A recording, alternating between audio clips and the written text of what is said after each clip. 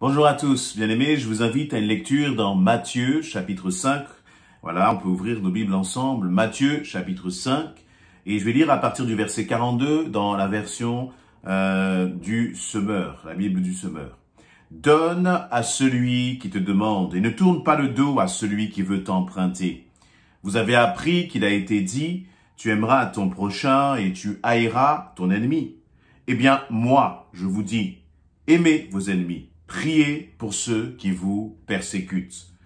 Ainsi vous vous comporterez vraiment comme des enfants de votre Père céleste. Car lui, il fait luire son soleil sur les méchants aussi bien que sur les bons, et il accorde sa pluie à ceux qui sont justes, comme aux injustes. Si vous aimez seulement ceux qui vous aiment, allez-vous prétendre à une récompense pour cela? Les collecteurs d'impôts eux-mêmes n'en font-ils pas autant? Si vous ne saluez que vos frères, que faites-vous d'extraordinaire? Les païens n'agissent-ils pas de même? Votre Père céleste est parfait. Soyez donc parfaits comme lui est parfait. Amen.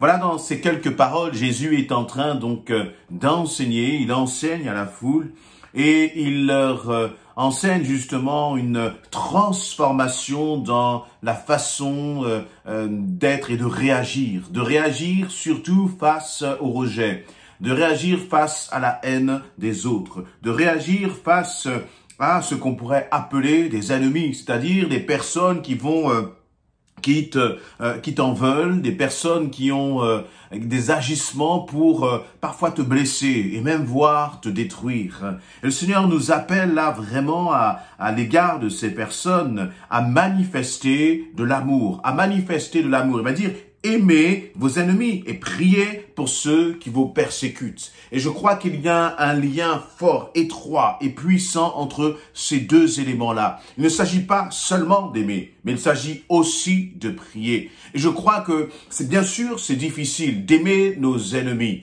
Et nos ennemis, parfois, ce ne sont pas seulement des personnes qui sont à l'extérieur. Nos ennemis, ce ne sont pas seulement des personnes sur, par exemple, notre lieu de travail. Mais c'est parfois difficile parce que quelqu'un peut se comporter en ennemi à ton égard alors qu'il est dans ta propre maison.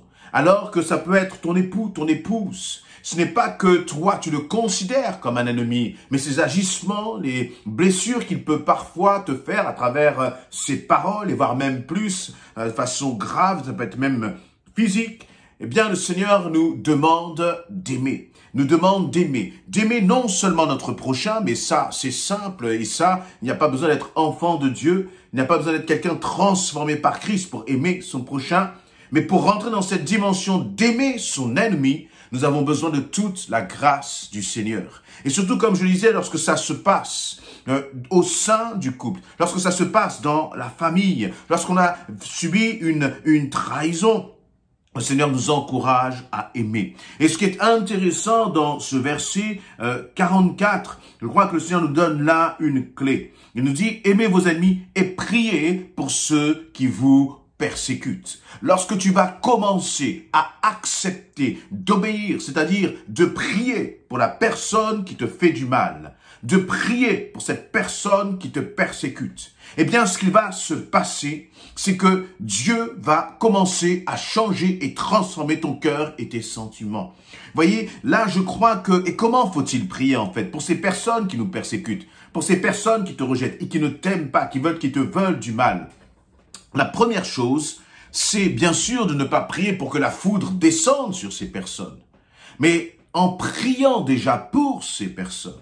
Parce que tu peux te dire, mais c'est injuste, Seigneur, de prier pour cette personne. Alors qu'elle me fait du mal, moi je dois la prier. Le Seigneur va même dire de bénir justement ceux qui nous maudissent. C'est-à-dire qu'il va donner un sens, nous devons avoir un sens, une orientation dans cette prière, c'est que ces personnes-là soient bénies. Nous n'allons pas les bénir parce qu'elles nous font du mal, mais nous voulons leur souhaiter du bien.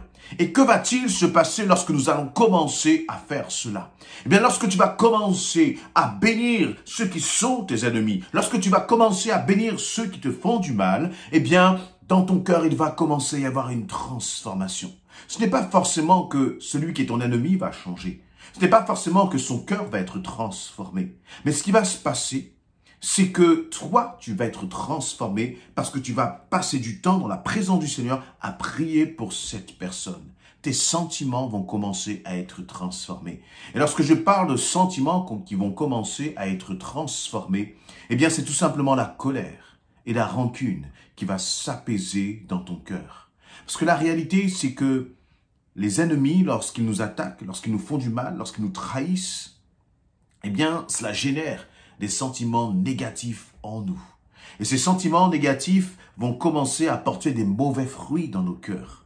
Des fruits de rancœur, des fruits de colère, de désir, de vengeance, qui vont commencer à devenir comme un poison dans notre cœur, un poison même dans notre corps. Et ces sentiments-là vont commencer à nous couper de notre relation avec notre Seigneur. Alors que le Seigneur nous enseigne, lui, de ne pas nous coucher sur notre colère, mais de pardonner autant de fois qu'il le faut. Et donc, quand tu vas commencer à obéir, parce que là, c'est vraiment une question d'obéissance. C'est une question même qui va nécessiter de mettre nos sentiments de côté, de mettre toutes nos réflexions, notre colère et notre rage de côté, de faire taire notre chair pour commencer à dire, Seigneur, je veux prier pour cette personne. Pas pour que le feu descende, pas pour que la foudre descende sur cette personne. Et j'allais même dire, même pas pour que cette personne arrête ses attaques contre nous. Mais nous allons aller beaucoup plus loin dans notre prière. Nous allons commencer à bénir ces personnes. Seigneur, je veux proclamer le bien sur la vie de cette personne. C'est cette personne qui me fait du mal, je veux proclamer le bien. Parce que vous savez, bien-aimés, la réalité, c'est que le Seigneur nous enseigne à combattre le mal par le bien. Le bien sera toujours plus fort que le mal. Et donc, lorsque nous allons commencer à prier de cette façon, par obéissance à notre Seigneur, eh bien, Dieu va commencer justement à effacer toutes les rancunes, les colères que nous avons dans notre cœur. Et ton cœur qui est parfois serré justement à cause de la colère, à cause des attaques de l'autre, eh bien, ton cœur va commencer à respirer. Ton cœur va commencer à s'épanouir à nouveau.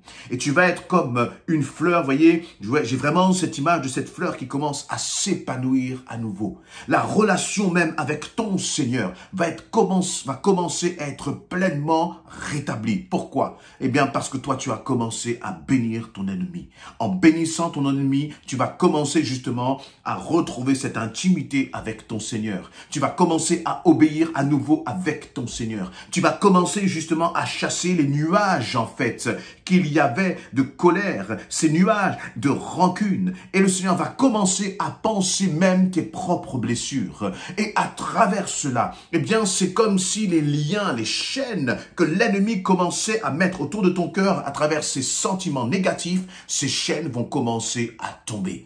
Et la réalité donc, c'est qu'en commençant à bénir ton ennemi, même si toi tu te battais avec ces pensées, non, Seigneur, c'est injuste, je ne vais pas bénir celui qui me fait du mal. Mais si tu commences à faire confiance au Seigneur, si tu commences à bénir celui qui te fait du mal, même dans l'église parfois, il y a des paroles qui nous ont blessés, des attitudes qui nous ont blessés, mais nous devons bénir ces personnes justement qui nous ont blessés.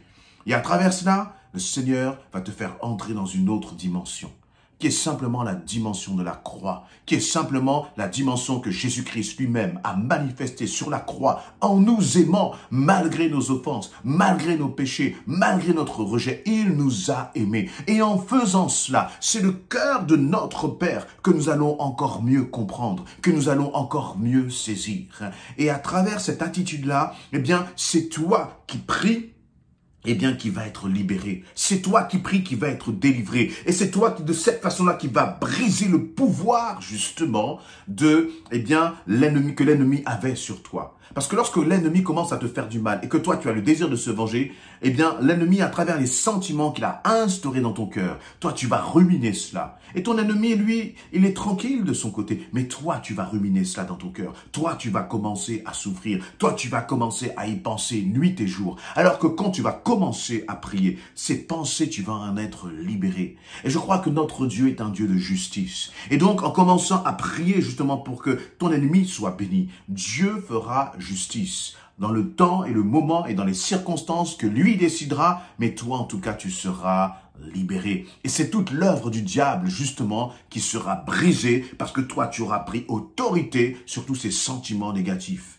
Et le Seigneur va commencer à transformer tes sentiments. Mais vous voyez, le Seigneur ne nous demande pas d'aimer nos ennemis sans qu'il y ait de la prière. Parce que je crois que c'est à travers la prière que tu vas être capable d'aimer ton ennemi. C'est à travers la prière que ta mentalité va être transformée et que tu vas avoir cette capacité d'aimer ton époux, d'aimer ton épouse, d'aimer ceux qui vraiment peut-être te font du mal. Et donc il y a vraiment besoin de cette nécessité pour toi de prier. Plus que de réfléchir, plus que de développer des arguments pour dire « Seigneur, c'est trop dur, c'est trop difficile ». Mets-toi au pied de ton Jésus. Mets-toi au pied du Seigneur et prie dans ce sens. Et tu verras comment le Seigneur va te transformer, va te surprendre, va te donner cette capacité justement de pardonner, de pardonner. Et je termine avec ce verset 45 qui nous est dit « Ainsi vous vous comporterez vraiment comme des enfants de votre Père Céleste. » Et ce mot « vraiment », il est tellement important. C'est-à-dire que le Seigneur veut que nous sortions de la parade, veut que nous sortions du superficiel, veut que nous sortions des apparences pour entrer réellement dans ce qu'est l'identité d'un enfant de Dieu. Et c'est là que tu marqueras la différence. Tu marqueras la différence avec justement quelqu'un qui ne connaît pas Christ. Et je crois même qu'à travers cette attitude-là, celui qui est ton ennemi, il va être interpellé. Il va être interpellé à travers justement tes remarques, à travers ta façon de te comporter à son égard, à travers ta façon de faire face au mal que lui te fait. Toi, tu vas manifester du bien. Et là où le péché va surabonder, là où les attaques vont surabonder contre toi, eh bien la grâce du Seigneur, là où le péché va abonder contre toi, là où les attaques contre toi vont abonder, la grâce du Seigneur va surabonder sur l'autre. La grâce, c'est-à-dire cet amour que l'autre ne mérite pas, va surabonder sur l'autre, sur ton ennemi. Et d'ailleurs, qui d'entre nous méritons l'amour de Jésus-Christ? Personne. Et il nous a aimés. Alors, aimons même ceux qui nous font du mal. Ce n'est pas une qualité, j'allais dire, de caractère ou de notre personnalité. Ça ne vient pas de nous-mêmes, mais ça vient vraiment de notre Seigneur. Et nous devons croire que notre Jésus est capable de nous faire aimer nos ennemis, Et verset 48, il nous est dit, « Votre Père Céleste est parfait, soyez donc parfaits comme lui. » C'est-à-dire qu'en commençant à avoir cette attitude de prier pour nos ennemis, de commencer à les bénir, eh bien nous commençons à ressembler de plus en plus à notre Père Céleste, à notre modèle divin. Soyez donc parfaits comme le Père Céleste est parfait. Amen.